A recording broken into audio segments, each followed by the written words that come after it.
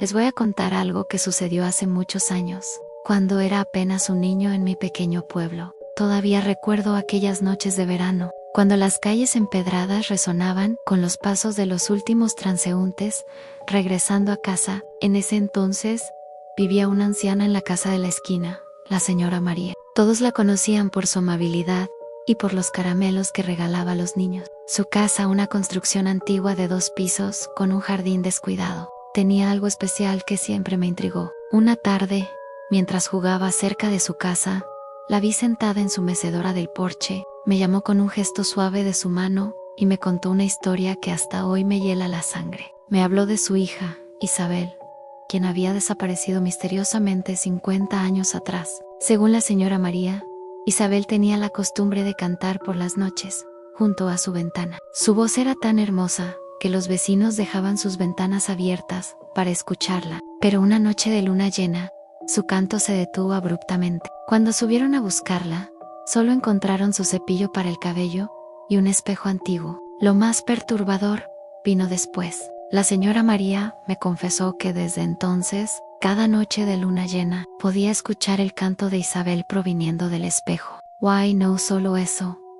Cualquier persona que se mirara en él durante esas noches, veía el rostro de Isabel en lugar de su propio reflejo, sonriendo de una manera inquietante. La anciana falleció poco después de contarme esta historia, y su casa quedó abandonada. Pero los vecinos más antiguos juran que en las noches de luna llena, si prestas atención, aún puedes escuchar una dulce melodía flotando en el aire. Y si te atreves a mirar hacia las ventanas de la casa, dicen que podrías ver el rostro de una joven reflejado en todos los cristales, cantando eternamente y buscando a alguien que la acompañe. Del otro lado del espejo, hasta el día de hoy, cada vez que paso frente a esa casa abandonada, apresuro el paso. Y si es noche de luna llena, tomo el camino largo a casa, porque hay veces que las historias de los ancianos guardan más verdad de la que queremos admitir. Y hay algunos cantos que es mejor no escuchar. A veces me pregunto si Isabel sigue ahí, esperando. Y en las noches más silenciosas, cuando el viento sopla entre los árboles,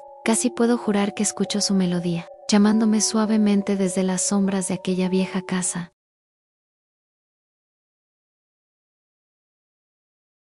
Aún recuerdo aquella historia que me contó mi abuela cuando era pequeño, sentados en el viejo porche de su casa, mientras las sombras del atardecer se alargaban sobre el jardín. Su voz temblaba ligeramente mientras relataba los eventos que marcaron para siempre a nuestro pueblo. Todo comenzó en 1987, cuando una serie de desapariciones empezó a asolar nuestra pequeña comunidad. Siempre eran niños, siempre cerca del viejo parque abandonado al final de la calle Roble. Los vecinos decían haber escuchado risas infantiles en medio de la noche, pero al asomarse, el parque estaba vacío. Mi abuela me contó que su mejor amiga, María, perdió a su pequeña hija Laura una tarde de octubre.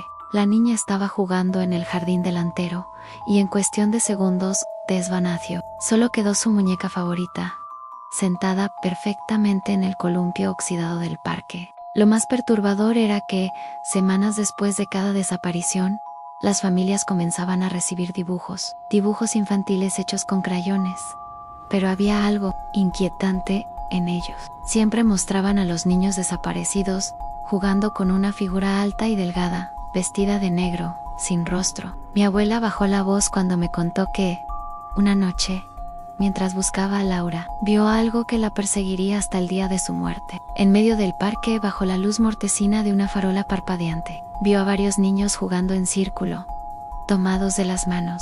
Entre ellos estaba Laura, pero cuando intentó acercarse, notó que sus pies no tocaban el suelo. Flotaban. Y en el centro del círculo, aquella figura alta y delgada los observaba. La policía nunca resolvió las desapariciones. El parque fue demolido años después, pero los vecinos más antiguos juran que en las noches de luna llena, cuando el viento sopla entre los árboles, todavía se pueden escuchar las risas de los niños y el suave chirrido de los columpios moviéndose solos. Mi abuela siempre terminaba la historia con lágrimas en los ojos, mirando hacia el lugar donde antes estaba el parque. Lo más triste, me decía, es que Laura apareció en mi puerta 20 años después, exactamente igual que el día que desapareció. Me sonrió y me preguntó si podíamos jugar, pero sus pies no tocaban el suelo. Ahora, cada vez que paso por donde estaba el viejo parque, siento un escalofrío recorrer mi espalda. A veces, en las noches más oscuras, creo ver siluetas infantiles danzando entre las sombras y una figura alta y delgada observándome desde la distancia. Y me pregunto si algún día ellos también querrán que me una a su eterno juego.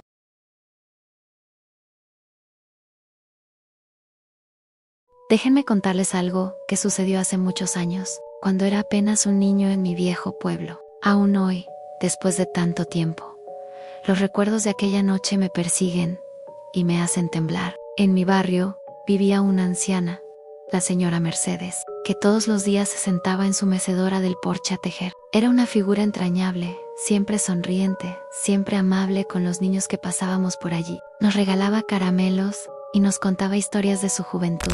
Pero había algo extraño en ella. Cada noche, exactamente a las 3 de la madrugada, se podía escuchar el sonido de su mecedora crujiendo en el porche. Al principio, los vecinos pensaban que era normal, que quizás sufría de insomnio, pero luego empezamos a notar que el sonido era diferente, más perturbador. Una noche de luna llena, mi curiosidad pudo más que mi miedo. Me escabullí de casa y me acerqué sigilosamente a su porche. Lo que vi esa noche me persigue hasta hoy. La mecedora se movía sola, con un ritmo irregular y antinatural, y aunque la señora Mercedes estaba allí sentada, su cuerpo era translúcido, como si estuviera hecho de niebla. Lo más aterrador fue cuando giró su cabeza hacia mí. Sus ojos, antes cálidos y amables, eran ahora dos pozos negros sin fondo. Su sonrisa, antes dulce, se había convertido en una mueca grotesca que se extendía más allá de los límites naturales de su rostro. Al día siguiente,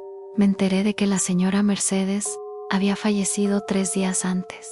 Según los vecinos más antiguos, ella había perdido a su único hijo en ese mismo porche, en un terrible accidente, 50 años atrás. Desde entonces, había estado esperando, meciendo una silla vacía, tejiendo ropa para un niño que nunca crecería. Ahora, décadas después, cada vez que paso por ese viejo ver, el porche sigue allí, con la mecedora oxidada y abandonada. Pero en las noches de luna llena, si prestas atención, aún puedes escuchar el crujido de la madera, el suave tarareo de una nana, y si eres lo suficientemente valiente o lo suficientemente tonto para mirar, dicen que podrás ver a la señora Mercedes todavía meciendo, todavía esperando, todavía tejiendo para su hijo perdido. Y a veces, en mis pesadillas más oscuras, aún veo esos ojos negros mirándome fijamente, esa sonrisa antinatural, y me pregunto si alguna vez dejará de esperar, si alguna vez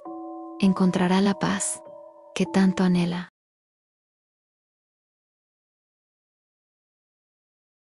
Les voy a contar algo que sucedió hace muchos años, cuando era apenas un niño viviendo en el pequeño pueblo donde crecí. Todavía recuerdo aquellas noches de verano, cuando las cigarras cantaban y el aire olía a jazmín, pero también recuerdo ese terrible suceso que cambió para siempre la vida de todos en el pueblo. En aquella época existía una casa antigua en las afueras, una mansión victoriana que había pertenecido a la familia Valencia por generaciones. La última habitante fue una anciana llamada Dolores, quien vivía sola con sus gatos y rara vez salía. Los niños solíamos inventar historias sobre ella, pero la realidad resultó ser mucho más perturbadora que cualquier cosa que pudiéramos imaginar. Una noche de octubre, algunos vecinos escucharon gritos desgarradores provenientes de la casa. Cuando la policía llegó, encontraron a Dolores en su mecedora, aparentemente dormida. Pero al acercarse, notaron algo extraño.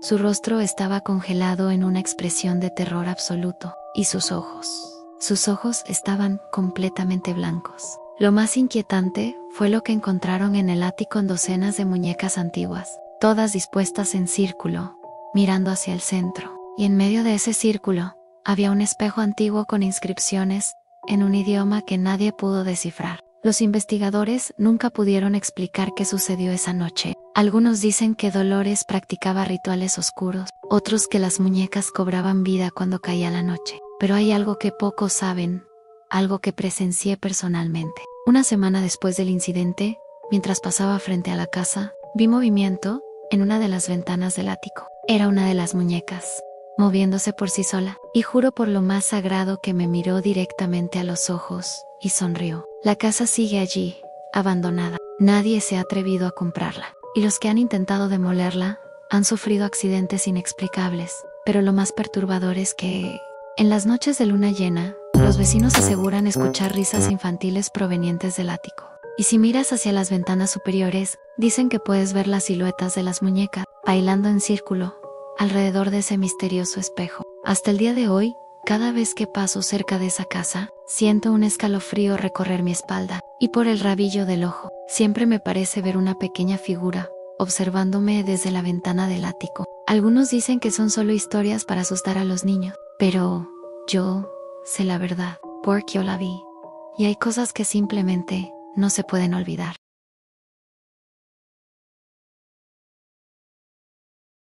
Aún recuerdo aquella historia que mi abuela me contó cuando era pequeño, sentados junto al fuego en su vieja casa de campo. Su voz temblaba mientras narraba los eventos que marcaron para siempre a nuestro pueblo. Era 1963, un año que los ancianos del pueblo prefieren olvidar. Todo comenzó con la desaparición de varios niños en el Parque Central. Al principio, la gente pensaba que eran casos aislados, pero pronto se dieron cuenta de que había un patrón. Todos los niños mencionaban haber visto a una mujer vestida de blanco que les prometía dulces cerca del viejo roble. Mi abuela, que en ese entonces era una joven maestra, conocía a varios de esos niños. Recuerdo cómo sus ojos se humedecían al describir sus rostros sonrientes, sus risas en el patio de la escuela, risas que se apagaron para siempre. Lo más perturbador era que, antes de desaparecer, cada niño dibujaba el mismo símbolo en sus cuadernos, en un círculo con una cruz atravesada. Los padres comenzaron a notar que sus hijos hablaban de